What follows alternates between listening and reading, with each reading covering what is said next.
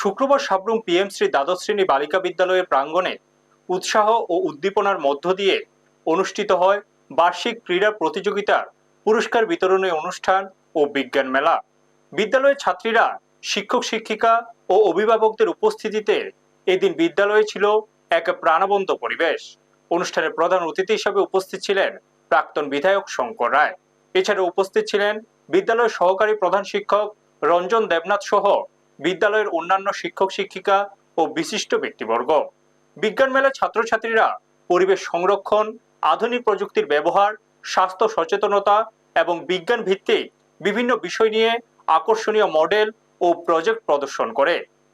শিক্ষার্থীদের সৃজনশীল উপস্থাপনা ও নতুন চিন্তাভাবনা উপস্থিত সকলের প্রশংসা কুড়িয়ে নেয়। অন্যদিকে বার্ষিক ক্রীড়া প্রতিযোগিতায় বিভিন্ন ইভেন্টে সাফল্য অর্জনকারী ছাত্রছাত্রীদের হাতে পুরস্কার ও সম্মাননা তুলে দেন অতিথিরা। অনুষ্ঠানে বক্তব্য রাখতে গিয়ে প্রাক্তন বিধায়ক শঙ্কর রায় বলেন, বর্তমান সময়ে নারীরা শিক্ষা, ক্রীড়া, বিজ্ঞান ও প্রশাসন সহ প্রতিটি ক্ষেত্রেই নিজেদের দক্ষতার পরিচয় দিচ্ছেন। তাই ছাত্রীদের আরো আত্মবিশ্বাসের সঙ্গে এগিয়ে যাওয়ার আহ্বান জানান তিনি আরো বলেন, পড়াশোনার পাশাপাশি খেলাধুলা ও বিজ্ঞান চর্চা শিক্ষার্থীদের মানসিক বিকাশে গুরুত্বপূর্ণ ভূমিকা পালন করে।